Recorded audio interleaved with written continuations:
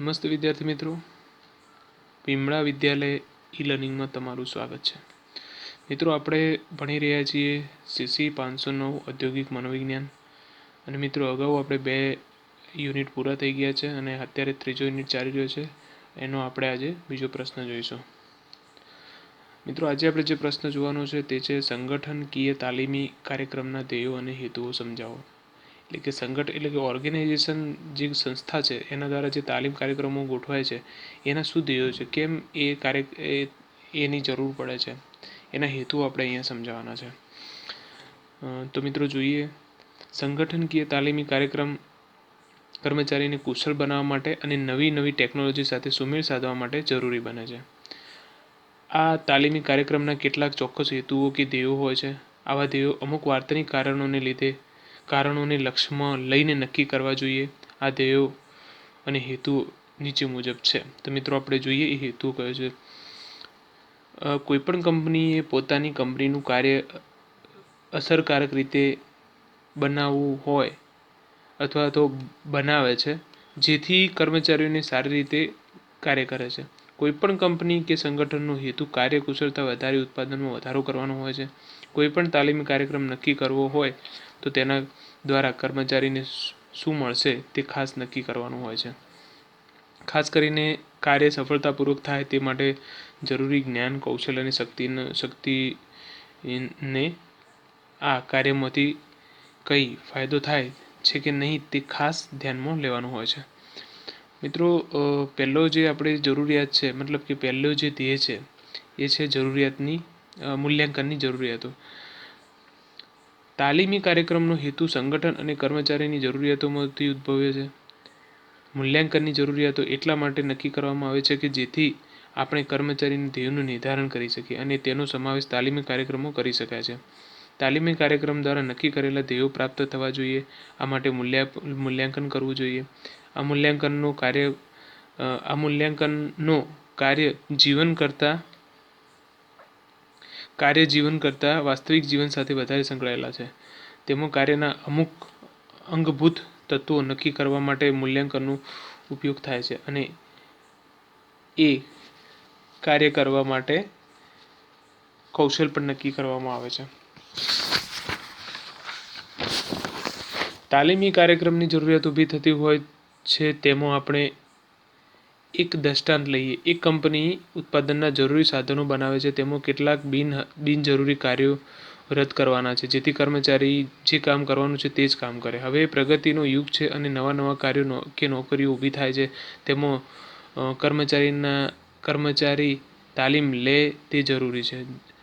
કેટલાક કાર્યો એવા છે કે જેમાં અકસ્માતના બનાવોનો દર ઊંચો છે. આ માટે કર્મચારીની સલામતીની તાલીમ આપવી જોઈએ. કયા પ્રકારની તાલીમની જરૂર છે એ નક્કી ન હોય તો પ્રબંધકારોએ જુદા કાર્યોનું વિશ્લેષણ કરવું જોઈએ અને નક્કી કરવું જોઈએ કે વધારાની તાલીમથી કાર્યના કયા પાસાને ફાયદો થશે. મિત્રો, બીજું છે સંગઠનકીય વિશ્લેષણ, એટલે કે જે સંસ્થા દ્વારા વિશ્લેષણ કરવામાં આવે છે. સામાન્ય સંગઠનકીય વિશ્લેષણ સૂચવે છે કે વિશાળ તાલીમની જરૂરિયાતો કર્મચારીની અમુક જરૂરિયાતો કે પછી કાર્ય જૂથમાં રૂપાંતર કરી શકે છે. આના પછીનું સોપાન કાર્ય વિશ્લેષણ છે, જેથી જુદા વિશિષ્ટ કાર્યોને ઓળખી શકાય છે અને તેમાં જરૂરી જ્ઞાન, કૌશલ્ય અને શક્તિને સમજી શકાય છે. વ્યક્તિનું વિશ્લેષણ એટલા માટે કરવામાં આવે છે કે જેથી નક્કી થાય છે કે કયા કર્મચારીને તાલીમની જરૂર છે અને કયા પ્રકારની તાલીમ આપવી મહત્વની છે. આ પ્રકારના મૂલ્યાંકનનું કાર્ય વિશ્લેષણ દ્વારા થઈ શકે છે. આ વિશ્લેષણમાં પદ્ધતિઓ, કટોકટીભર્યા બનાવો, કર્તૃત્વ મૂલ્યાંકનની ટેકનિક અને સ્વ-મૂલ્યાંકન દ્વારા થઈ શકે છે. કાર્ય વિશ્લેષણ એક એવી ટેકનિક છે કે જે તાલીમની જરૂરિયાતો અને હેતુઓ નક્કી કરવા માટે વપરાય છે. કાર્ય સફળ રીતે થાય એ માટે જરૂરી લક્ષણોની વિગતવાર યાદી તેમાં હોય છે. આ ઉપરાંત તેમાં કાર્યનો ક્રમ પણ હોય છે. કાર્ય વિશ્લેષણ દ્વારા કંપની નક્કી કરી શકે છે કે કઈ રીતે નવી તાલીમની પદ્ધતિઓ કાર્ય કર્તૃત્વમાં સુધારો લાવશે. કટોકટીના બનાવની ટેકનિક એ બાબતનો ઉપર ભાર મૂકે છે કે કયા વર્તનો કાર્ય માટે ઇચ્છનીય છે અને કયા વર્તનો અનિચ્છનીય છે. આ માટે માહિતી મેળવવી જોઈએ કે કઈ રીતે કર્મચારીને સુસજ્જ કરવા, જેમ કે ફટાકડાની ફેક્ટરીમાં આગ લાગવાનો વધારે સંભવ છે ત્યાં સિગરેટ પીવી અને અનિચ્છનીય વર્તન ગણાય. સીએનજી બસમાં ધૂમ્રપાન ન કરાય. કેટલીક વાર યંત્રો કે મશીનરી પર કામ કરતી અટકી જાય છે તેમાં ઓઇલ પૂરવું પડે. જરૂરી બને તો કેટલાક કર્મચારીઓને સ્ત્રી કર્મચારીઓને હેરાન પણ કરતા હોય છે. આવા સંજોગોમાં મેનેજર્સ કઈ રીતે આગળ વધવું જોઈએ? આવા કટોકટીભર્યા નિર્ણયો બનાવો વિશ્લેષણ કરવાથી નિર્દેશક સાવધાન બને છે કે કયા વિસ્તારમાં તાલીમ કે સૂચનો જરૂરી છે. કેટલાક કર્તૃત્વના માપનો છે. આ માપનો તાલીમની જરૂરિયાત માટે મહત્વની છે. માહિતીનો સ્ત્રોત બને છે. તેઓ કર્મચારીને નવાઈને ધ્યાનમાં રાખી શકે છે અને એ માટે ભલામણો પણ કરે છે અને પૂર્ણ તાલીમ પણ આપી શકાય છે. સ્વમૂલ્યાંકન એવી ધારણાઓ ઉપર આધાર રાખે છે કે વ્યક્તિ સારું કાર્ય કરે તે માહિતીનો સારો સ્ત્રોત છે. આવો વ્યક્તિ કાર્યમાં જરૂરી કૌશલ્ય વિશે માહિતી ધરાવે છે અને કયા વિસ્તારમાં તાલીમની ઇચ્છનીય છે તે પણ જાણતો હોય છે. આથી આવા વ્યક્તિની મદદ પણ લઈ શકાય છે.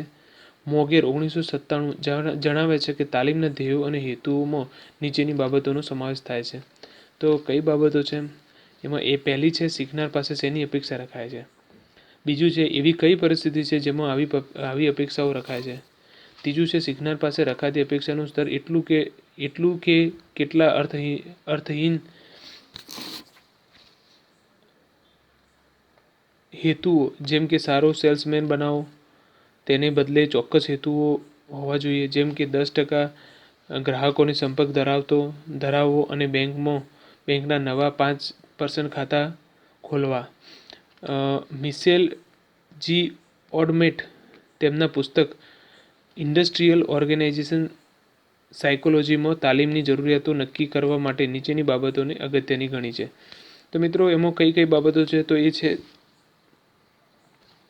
ધ્યેયો અને હેતુઓની સ્થાપના કરવી, આર્થિક વિશ્લેષણ, વ્યક્તિ સત્તા વિશ્લેષણ અને આયોજન, પછી છે કાર્ય વાતાવરણ અને મનોવલણ સર્વેક્ષણ, પછી છે સ્ત્રોતનું વિશ્લેષણ. ત્યાર પછી મિત્રો કાર્ય વિશ્લેષણના જે હેતુઓ છે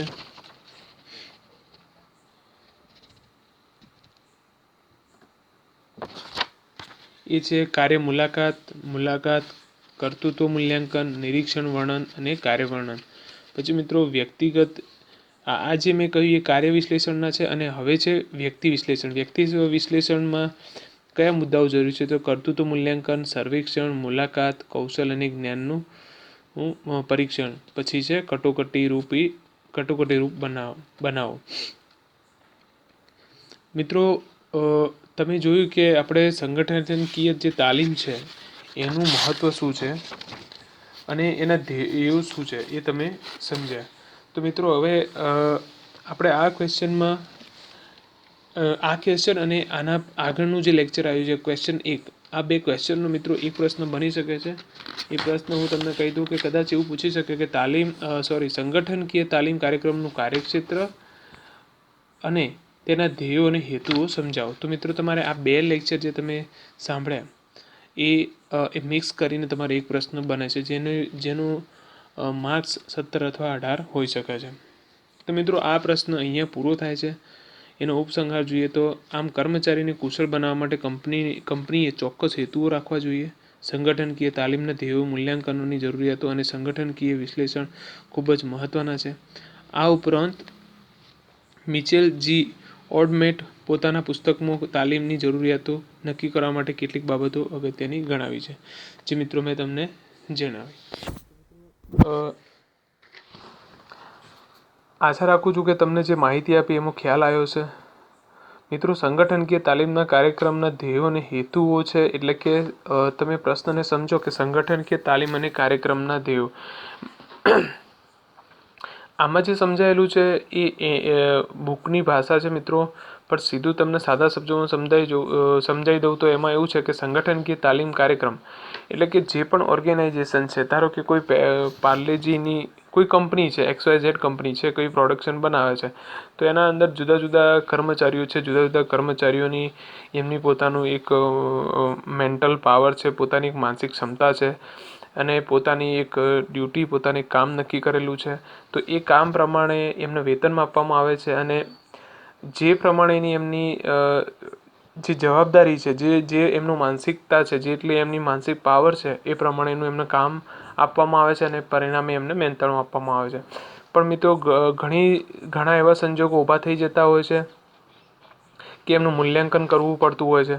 તો એ મૂલ્યાંકનમાં તમે જોયું કે ધારો કે કોઈ એવી કંપની છે જ્યાં ગેસનો ઉપયોગ થતો હોય છે, તો ત્યાં આગળ એવા વ્યક્તિઓ પણ આવી જાય છે કે જે ધૂમ્રપાન કરતા હોય, એટલે કે બીડી સિગરેટ પીતા. તો ત્યાં મિત્રો એવા કર્મચારીઓની અટકાયત કરવી પડે અને એમને એવું કામ સોંપવું જોઈએ કે જેમાં એ સિગરેટ પી લે અથવા તો કોઈ એવું સ્મોક કરી બી લે છુપી રીતે, તો એનાથી કંપનીને કોઈ નુકસાન ના થાય, કોઈ દુર્ઘટના ના ઘટે.